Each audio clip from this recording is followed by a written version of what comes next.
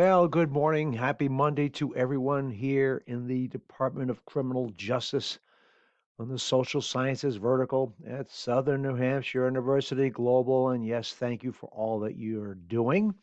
And last week I had put out a call for samples of representations of some great work that's being done in the classroom that promotes grit and persistence, perseverance, all those types of things. All of you are doing these things. I did get a sampling from some faculty members. I'd like to just to highlight those right now and what that actually means relative to the adult online learner and how important some of these activities are to them, what they're really looking for.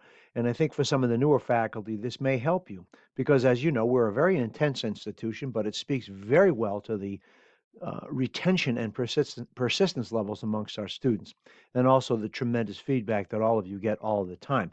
So this is the first edition. I really would highly encourage you, if you're doing any of these things, send it over to me so we can mimic, we can repeat, we can highlight, etc. We can cast a great light upon the great work that you're doing. And it's not easy. Anything they're doing here that does speak to all those factors, persistence, etc., it does take work. It takes time. There's no question about it. So it's very much appreciated, but this also gives me an opportunity to say thank you on behalf of the students and everyone else here as well. Because I know how hard it is to reach the students. It's really can be very difficult. So thank you for doing what you're doing. Let's start with the first one here from Professor Mel Oglesby, one of our salty veterans. She's a great instructor, always receiving tremendous accolades from her students because of what she does. So if you look at some of the in bold and print, thank you for taking the time to walk me through the process today. If you think about how adults read, they scan, they skim, they look for keywords. 90% of screen readers do not scroll down, right? So slowing the content down by walking them through it and explaining some of the jargon, the lexicon, some of the words that just may not make sense or they have multiple meanings. This is a tremendous effort and asset that Professor Oglesby, like many of you do, deploy consistently to help the students reduce their stress and have that aha moment. Also, referring to the great help here at Southern New Hampshire University Global, right? Shapiro Library, tutoring sessions, etc. You're not alone. Okay, you can't do it all, and there is some tremendous support available for these students. In addition to the Shapiro Library tutoring sessions, you also have the Writing Center, and they are phenomenal. All of a sudden, and also she has kudos here for the great feedback. And if you're able to come to the last three tips, I talked about the difference between praise and feedback. They are remarkably different. One works well relative to persistence and understanding and the development of intellect, and one does not necessarily work that well. So thank you to Professor Mo and to all of you who are doing these things as well.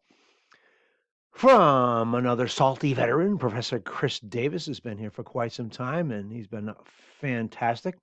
So I embolden some of the cool things that he does, like many of you do. For student expectations, use a written announcement, and he augments it with a video. We know students love videos. They like the personalization of it. They like to know who's actually working with them, working for them, and supporting them. They like that. And so he uses both written and video announcements, and he does video lectures like a lot of you do. There's some phenomenal people out there, and I hope that they forward their material to me too as well so I can send it out maybe next week, for example, or even this week. So he does at least 1 week, at least one each week based on the topic. Right? Okay, then he posts additional videos, etc., and then what he does for his CJ 112 class, he has 3 to 4 actual cases for authenticity and relevance, and then he asks the students, okay, to get involved, i.e., call that active learning. They own the material, and they want to know, like adults do, they want to know why, but they also want to know how. And they also want to have an opportunity to demonstrate what they know. That's critical. So thank you to Professor Chris Davis.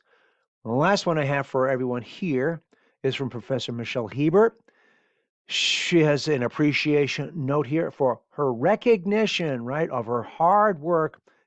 The student kudos that go out weeks 3 and week 5, those requests. Thank you for that. It means a lot. There's a tremendous ripple effect on the students who tell their friends as well, right? But it also contributes greatly to their persistence, their dedication, and a lot of them just won't quit. Some of the feedback that I got from students who received a student kudos from one of their great instructors, said, this was a bellwether moment for them. They really were pondering not continuing on until they received that recognition for persistence and grit, etc. Right? So here it says, it was a wonderful surprise to receive and to read what you said about me. Think about the validation there that we all look for, right? While I have made the dean's honor roll a few times, this means more because it's personal. That's that sea recognition in a sea of anonymity, right? The asynchronous learning environment is psychologically disconnected. It's not what people are used to. And it's very difficult to create that personal environment where they feel like somebody is actually focusing in on them and recognizing them for their hard work and effort in spite of all the things they have to deal with in their own lives. And she was consistently providing outstanding feedback. The key word is consistently. Not easy to do. Students are hungry, they expect it, they need it, they like some sense of immediacy, so they have time to make revisions or correct their mistakes and or learn from what they did, etc., right?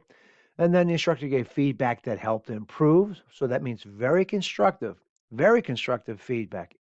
She's very encouraging. Now, I don't have to go into that. Basic psychology will explain that one, right?